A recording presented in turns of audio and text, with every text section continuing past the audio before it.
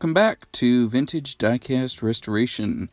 Up this week, I've got a standard code 2A Muir Hill Site Dumper. This model was made by Moko Lesney in 1953. I've got a few of these models, and this one has a problem that a lot of these models have, and that is that it is missing the driver. Now, as valuable as these older models are, this is one of the original 5. I don't think that this warrants a full strip and repaint or a full restoration. So this is more in that preservation vein. Altogether, this model isn't bad. It's got a few slight issues that we're going to try to work on and correct. So inspecting this model, it's got, the normal play wear, a few chips in the paint, the gold trim on the front's a little bit worn off. Wheels look actually pretty decent shape. Here you can see the most obvious defect in this model, and that is this rear axle is really, really bent. This looks like somebody probably stepped on this model at some point. The axles are pretty rusty, and I think I can improve on that a little bit. The dumper box does dump. You can see the back end of this model here where that rear axle attaches. That's also really, really bent in there. So to begin this repair, I'm actually going to try to remove this rear axle. And you can see this has the crimped axles. And so I want to turn this just so that I make sure I'm getting the right sides, and I use just a standard pair of needle nose pliers, and I want to go opposite the direction that it was crimped in the factory. So I'm going from the sides here, you can kind of see, and all I am doing is I'm trying to take the flat crimp and make it more into a square crimp. And I can do that just with some gentle pressure in there. And you'll see I'm kind of squeezing a little bit here, then I check it to see if it's loose, and it looks like it might come off. I might need to pry it a little bit from the back here, but I don't want to overdo it. Every time I move that metal on the end of those axles, it means there's less to work with for me to put these back on. So I want to pinch it down where it's square instead of rectangular, and it's just small enough for me to get the wheel off. And that looks like it's going to work. Looks like it's coming. I wish it was a little bit easier than it is, and I can't tell. Part of it may be just because of how bent that axle is, but I think I'm going to try to twist this a little bit and see if I can get that to loosen up a little bit more.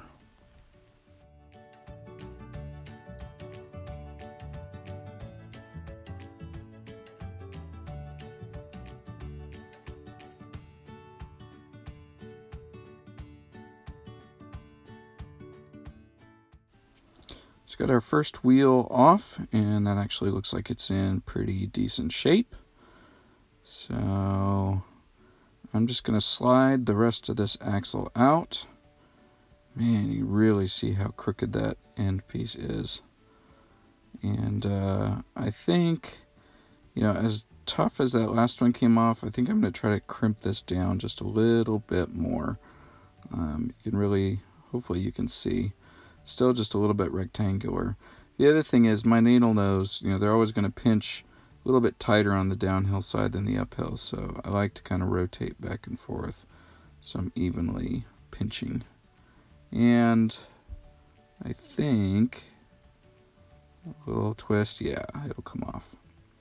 So here you can see just how crooked that axle actually was, and I'm not doing anything too complicated here, just some gentle even pressure. Kind of turning that axle around, looking for where those bends are, and then just using my fingers, because I feel like, with just your sense of touch, I've got a little better idea where that is. And that looks pretty good. Much better than it was when we started out anyway. So the next issue that we need to tackle is all of the rust. There's rust on the pin on the bucket. There's rust on the axle I just removed. And in order to do that, I'm going to use my tried and true method, and that is a little white vinegar. So I'm just going to put those little rusty axles and pins down in the vinegar for, I usually find about 20 minutes is a nice good soak. To replace the missing driver, I ordered a reproduction. This one I believe I got from Recover Toy, although I think most of the parts retailers have it. The problem with this casting is it has a lot of flashing, a lot of these little edges from the mold that need to be cleaned up. And so to do that, I'm using just a standard emery board. Just going to clean up all these little tailings. This is just from the mold process, and it's pretty standard, and I like to just go slow, take a little bit at a time, and work my way around.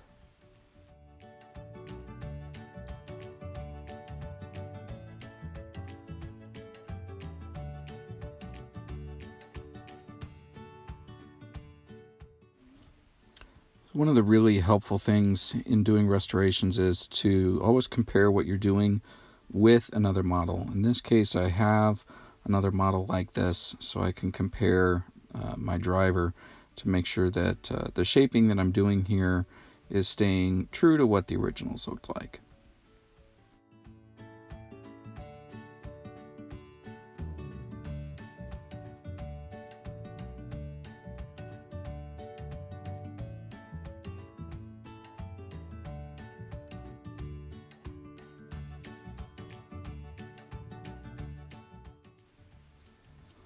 And that is looking pretty good.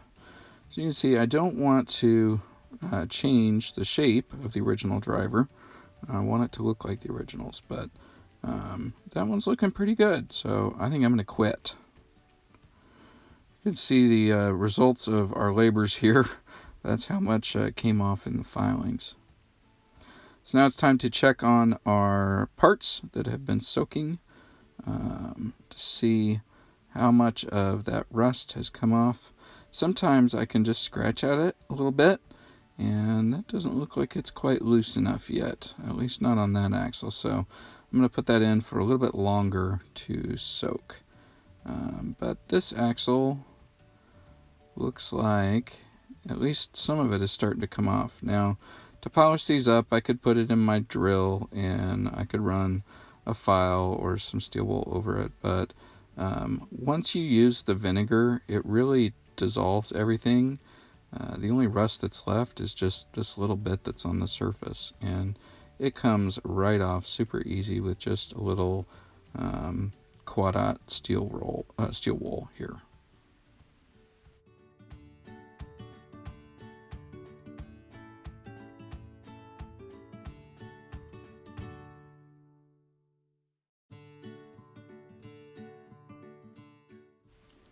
So now it's time to tackle the more difficult axle, and that's this one on the front. Now I could remove this and do the same method as the rear, but in this case I really didn't feel like it was necessary.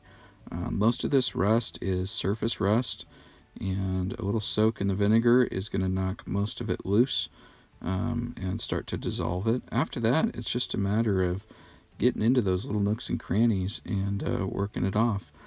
Now, the rust in the middle of the axle does seem like it's a little bit harder, or it's going to be harder to get off. And my emery board doesn't fit down in that gap in the axles. But the wonderful thing about these emery boards is they are cheap and they can be cut. So I'm going to trim up this emery board to get a little bit narrower and give me something that I can fit down in between those axles.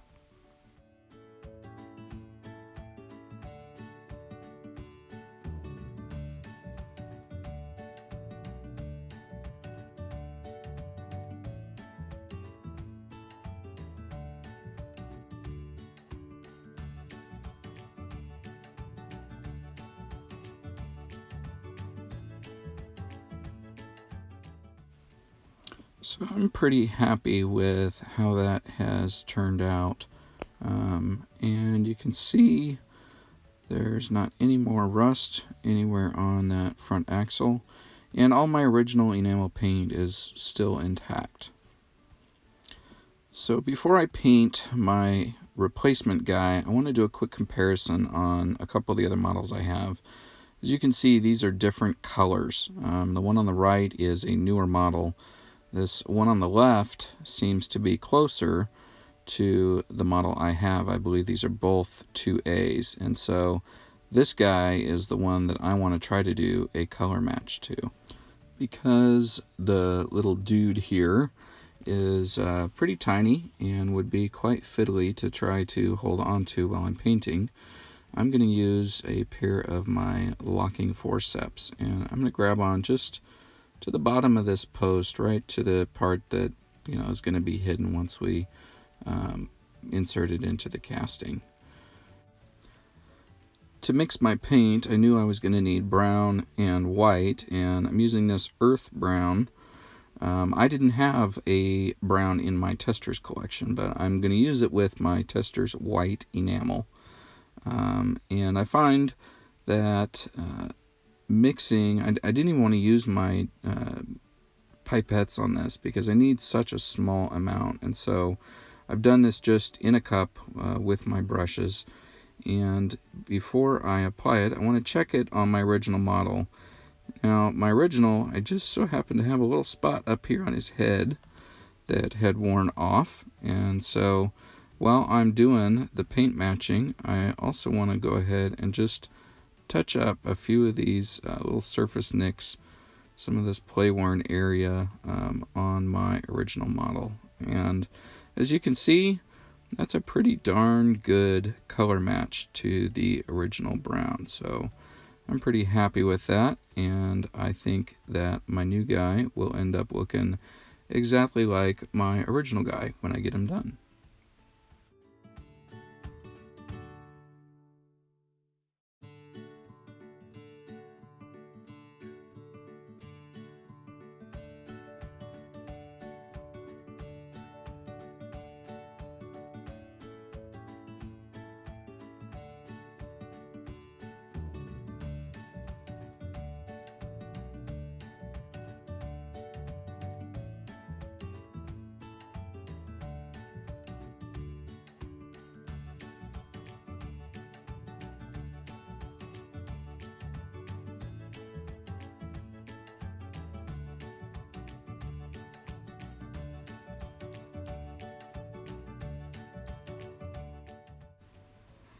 All of these earlier models had a gold front grille, and I want to touch up the gold that is on this preservation model that we're working on here. And I'm going to use the bottom side of one of these cups. It's got this little recess in here, and I'm using my gold paint pen just to get a little bit out there, just enough that I can work with. And I think that should be fine. These are a Pilot brand. I bought a 2-pack, a gold and a silver together. And I'm just going to use my fine detail brush to touch those up. I did do a comparison to my Testors gold, because I do have a gold enamel paint. And it just didn't have the same color, and it didn't seem to have the same amount of flake in it. And these gold pens are just almost a perfect match for that original gold paint that Lesney used in the factory. So for this model, I'm going to stick with the gold paint pens.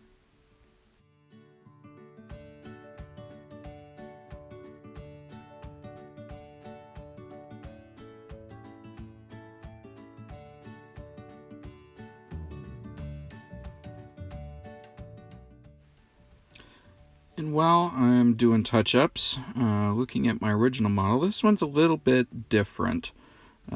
This one has the same gold on the front grille and running down, but this also has the gold running all the way out onto the front bumper. And so I'm okay with these two models being slightly different. I'm sure if I looked that up in my standard guide that it would show me that that's a separate variant. But this one clearly has the paint going all the way across the front bumpers, so I'm going to go ahead and touch up all of those areas as well on my original model.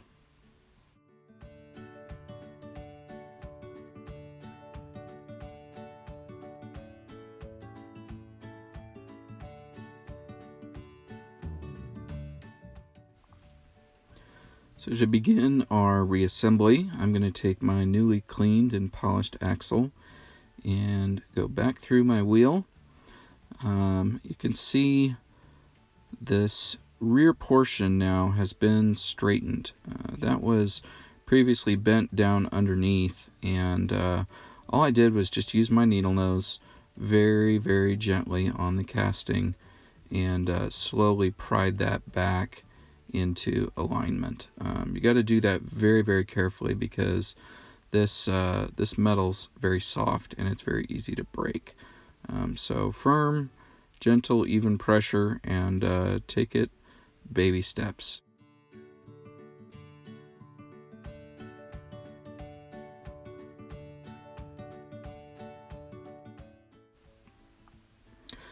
To recrimp the axles on this, I'm going to use the exact same method that I used to take it off, just in reverse. So this time I'm actually going to try to squeeze that axle back and crimp it back the same direction as the original crimp ran. So taking all that metal that I squeezed up into the sides to make it more square, and I'm squeezing it back to where it came from. On some of these models, I do also, because you're elongating that metal as you, each time you squeeze it, you're making that little crimp piece longer. And so on some of these, I will take a small ball peen hammer to the end just to hammer it back down. But this one looks like that's going to be enough to keep my wheel from coming off, and so I'm happy with that. So here we have our preserved model with all of our axles cleaned up and straight, and all of our wheels back on. The last thing I have to do is to reinstall my little dude. Now, I'm pretty pleased with how the paint has turned out on him. I think it's a really good color match, and it's got just the right amount of glossiness to it. So my only question is, which direction do I mount him? Do I put him in there forward, like many of the guides show, or backward? And when I compared my earlier model, this model has the little dude facing backwards. And everything else that I can find about these two models, with the exception of the gold paint on the bumper, would make them the same. So I think these are both 2A. And so I could match my other model, or looking at the box, if I line this up with the box, you can clearly see that the little guy is facing towards the back. And so I think I'm going to match my box and my other model. In order to put him on, I'm using just a little bit of jet glue, this Super Jet. This stuff is absolutely amazing. I started using this glue when I was a student in college, and have always had really good luck with it. And I like the red label. It's a good viscosity, and I need just a very small amount. This stuff works really, really well. And so to put my driver in, I want to make sure I'm really careful. I don't want to scratch any of that brand new paint, because then I'll be doing touch-ups after I get him on. Let's see if I can get these to unlock. And there we go. And then I'm just going to, I think I'm just going to use my fingers. I think that's going to be easier to put him in.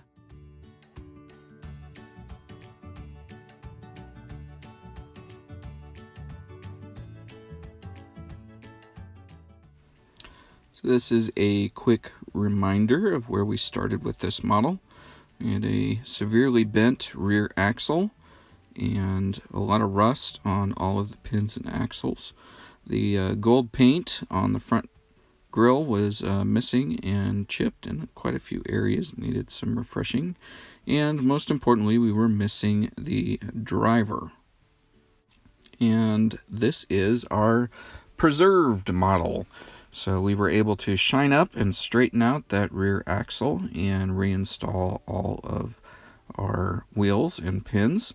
We did a quick refreshment on the gold trim on the front, and we reinstalled a reproduction driver in the orientation that matches the other model that I have and the artwork on the box. So pretty pleased with how this one turned out. It's one of the older and more valuable pieces in my collection, and so I was happy to get this back to a little bit more fit state. So that's going to do it for this preservation. You know, this model, it's not perfect. It still has some scratches and some play wear, and I'm okay with that. I think that's kind of one of those lines where preservation differs a little bit from a restoration, but getting these axles straightened out and restoring the driver sure makes this little model a lot better than where we started. As always, if you enjoyed this video, give us a like below. Don't forget to leave us some comments. I try to read all my comments from my viewers, and click that subscribe so you can keep up with us. Tune in next week for another vintage diecast restoration.